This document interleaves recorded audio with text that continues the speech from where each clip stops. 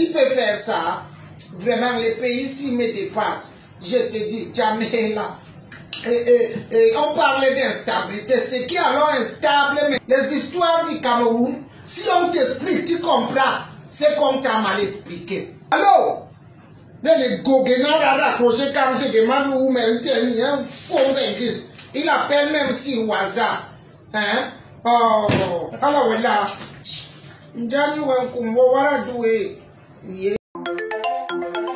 Francophone, 2 fois président, passer le pouvoir à un anglophone. Si on était bien au pays, est-ce qu'on allait prendre la route de l'aventure? Ah, monsieur le président, un pauvre qui vote pour celui qui l'a rendu pauvre. Si on était bien au pays, est-ce qu'on allait prendre la route de l'étranger? Ah, monsieur le président,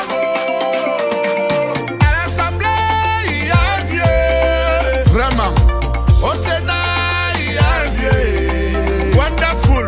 À la présidence, il y a un vieillard. Dans tout le gouvernement, il n'y a que des vieux, des vieux, des vieux. Des jeunes prennent le chemin de la Libye pour devenir des esclaves. Les jeunes prennent la route du désert pour entrer en Europe.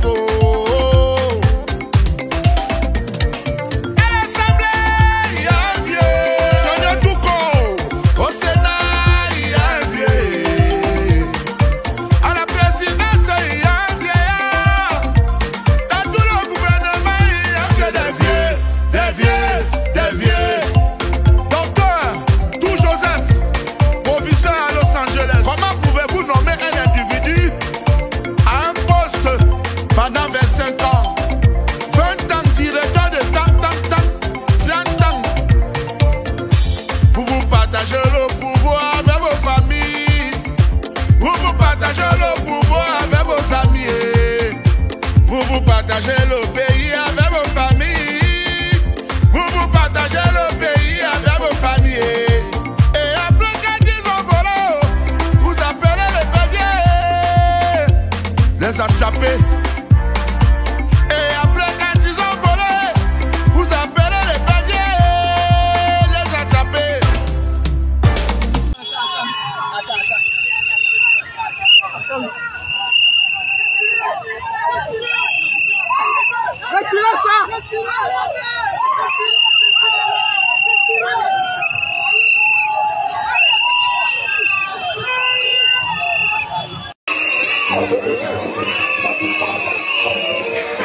Le président était dans mon quartier.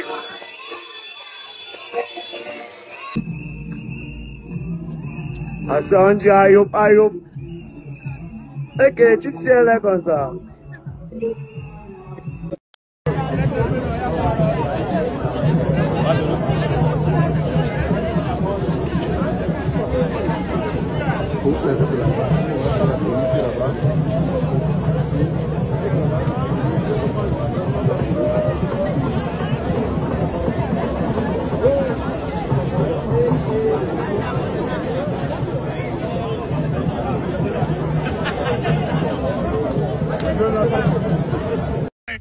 Je ne prendrai aucun repos tant que des progrès significatifs n'auront pas été réalisés. Beaucoup a certes déjà été fait, mais je puis vous assurer que le meilleur reste à venir.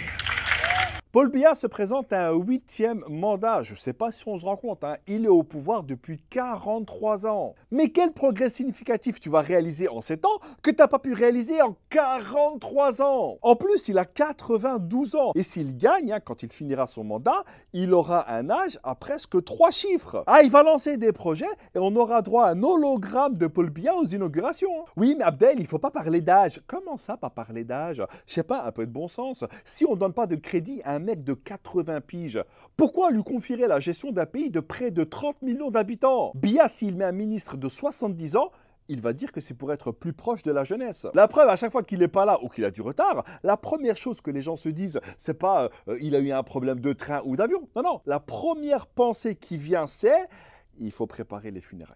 Et je pense qu'il est peut-être temps de laisser la place à un Camerounais qui, au moins, reste au Cameroun. Par exemple, entre 2006 et 2009, Biya a passé un tiers de l'année hors du pays. Et je te parle même pas de ses voyages en Suisse. Hein. Frère, il y va tellement qu'il pourrait demander la nationalité. Après, je critique, hein, mais en vrai, il a réussi à bien faire une chose. Faire du Cameroun l'un des pays les plus corrompus du monde. Par exemple, selon la Banque mondiale, en 2018 au Cameroun, un projet routier coûtait 6 fois plus cher que dans d'autres pays d'Afrique. C'est peut-être pour ça qu'en 2 mandats, l'autoroute Yaoundé-Douala n'a pas été terminée. Quant à environ 7 millions de personnes qui vivent avec 2 $ par jour alors que le sol camerounais est riche, logiquement, le projet d'avenir que tu as, c'est de partir. Et à 92 ans, il dit qu'il ne prendra aucun repos. Mais vieux père, si tu prends pas repos maintenant, tu vas prendre quand? Attends un peu là, ça fait mal. Oui. Enfin, on arrête. Non, laisse ça. C'est une date presque finie. Attends, c'est le bon mal, continue. Hein? Mais tu fais doucement. On fait le C ici. Oui. Après, tout qui crie sa date de naissance. Ah. Mais si ça fait mal, tu laisses, tu fais comme tout, non?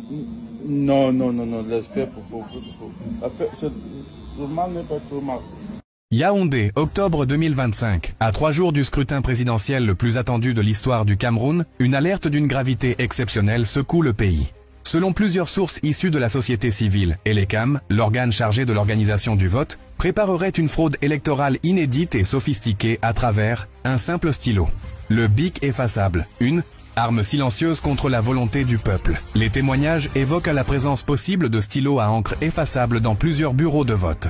Ces instruments, en apparence banals, permettraient, après le vote, d'effacer discrètement les marques faites sur les bulletins pour ensuite les modifier en faveur du candidat du régime. C'est une fraude d'une intelligence diabolique, s'indigne un militant des droits civiques. Un simple coup de gomme sur le bulletin et la voix du peuple disparaît. Ce n'est plus une élection, c'est une mise en scène. Si cette manipulation se confirme, le vote ne serait plus un acte citoyen, mais une formalité avant la falsification. Le peuple voterait, mais le résultat serait déjà écrit ailleurs. L'appel à la résistance citoyenne. Dans ce contexte explosif, des mouvements citoyens appellent à la vigilance absolue. Un mot d'ordre circule déjà dans plusieurs villes. N'utilisez aucun stylo fourni par Elecam. Chaque électeur est invité à venir voter avec son propre stylo à encre indélébile, de préférence un stylo bille ou un marqueur permanent. Ce geste simple peut faire la différence entre un vote respecté et un vote volé. Le cri d'alarme du peuple. Alors que le Cameroun s'apprête à tourner une page de 43 ans de règne, le risque d'une mascarade électorale plane lourdement sur le scrutin. L'avenir du pays pourrait se jouer sur un détail. L'encre du stylo qui trace la volonté du peuple. Le message est clair. Protégez votre vote, protégez votre voix, protégez votre pays. Apportez votre propre stylo, partagez ce message. L'histoire ne pardonnera pas à ceux qui auront laissé effacer leur avenir.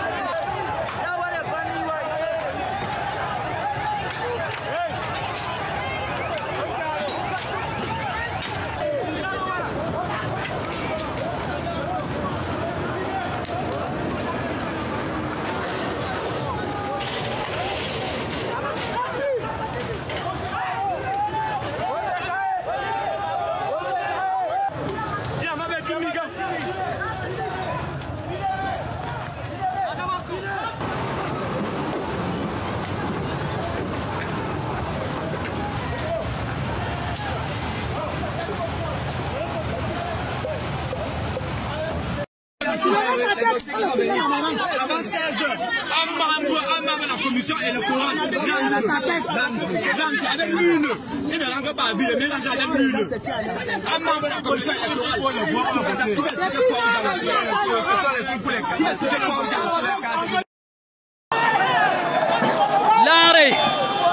L'are yitedo, mi fu mi assister à Senman, mi fili fou, mi fili sojen fou. Je suis l'un de ceux qui ont bagarré pour le président Issa Chiroma. Voyez, nous on veut un changement. Nous voulons un changement. Chiroma est notre président pour définitif. Nous avons brûlé la voiture de la gendarmerie nationale. Oui, Issa Chiroma est notre président, je vous dis. Vous voyez, ils nous ont fui. Ils ont envoyé beaucoup de balles, 6 balles contre nous. Et voilà que nous avons vaincu, ils ont fui. Je vous l'ai dit, nous sommes les participants pour le changement ici à Garoua, à Nassarawa, dans le bureau de vote. Il n'y a pas eu de bulletin de M. Issa Chiroma à Nassarawa. Au quartier Nassarawa à Garoua, il n'y a pas eu de bulletin de Issa Chiroma dans un bureau de vote. Voyez-vous, c'est normal. On veut un changement, on veut un changement. Ils ne peuvent rien nous faire.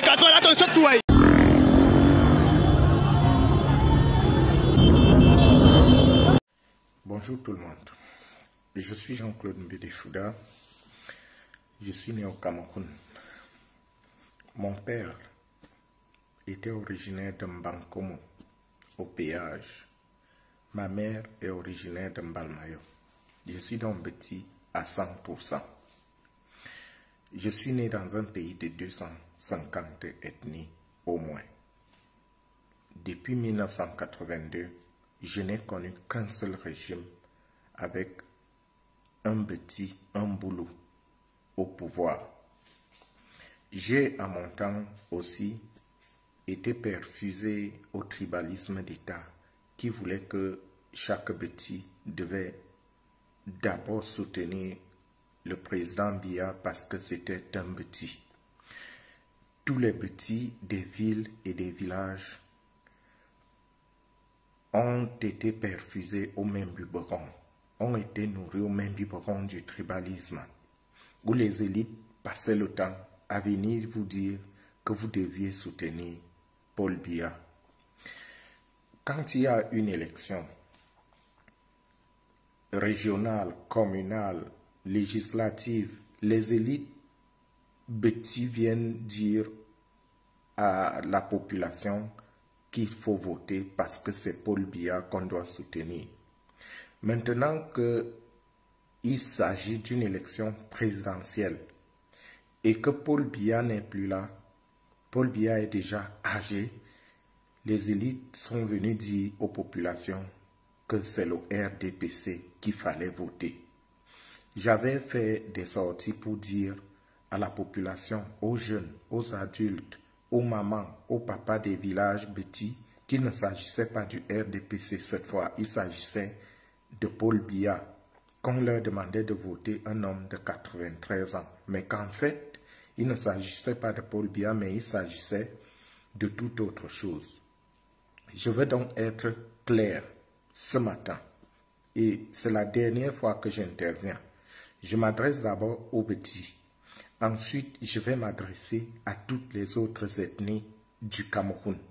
Ce qui est en train de se jouer est plus grave que le maître Chiroma au pouvoir. Ce qui est en train de se jouer va au-delà des procès-verbaux. Ce qui est en train de se jouer est au-delà de l'ECAM. Ce qui est en train de se jouer au Cameroun actuellement, c'est l'avenir de tout le Cameroun. Parlant aux petits d'abord, nous avons reçu le pouvoir en 1982 sans en avoir fait la demande, sans élection, sans coup d'État, sans effusion de sang. Les personnes qui nous ont donné ce pouvoir après 20 ans de règne, c'était les musulmans du Nord, Cameroun.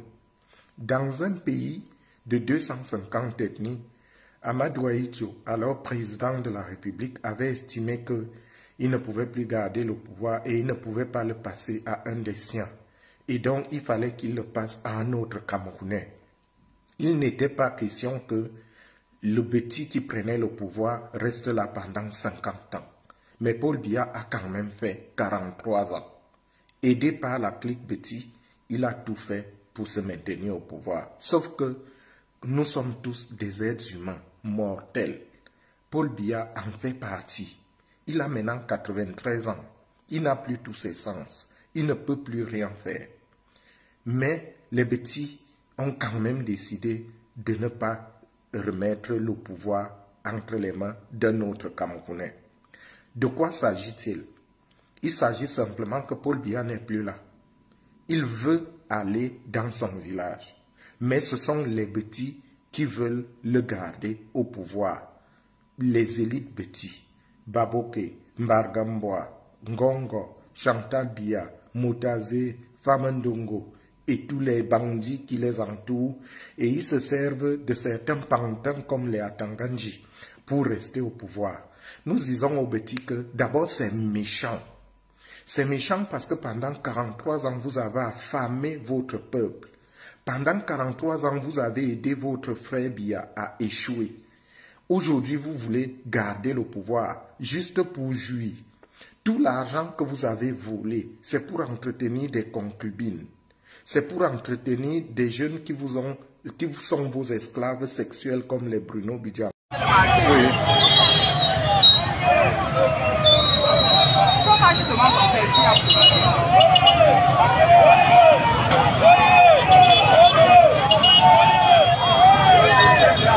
C'est les nordistes qui vont bouger les choses. Il faut qu'on les laisse passer, non? Je te dis. Ils réclament la victoire de Issa Chiroma. Voilà ça. Avec leur pancarte. Laissez-les passer.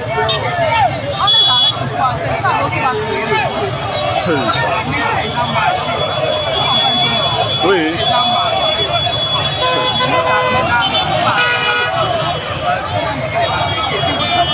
Ça a déjà cuit à la briqueterie.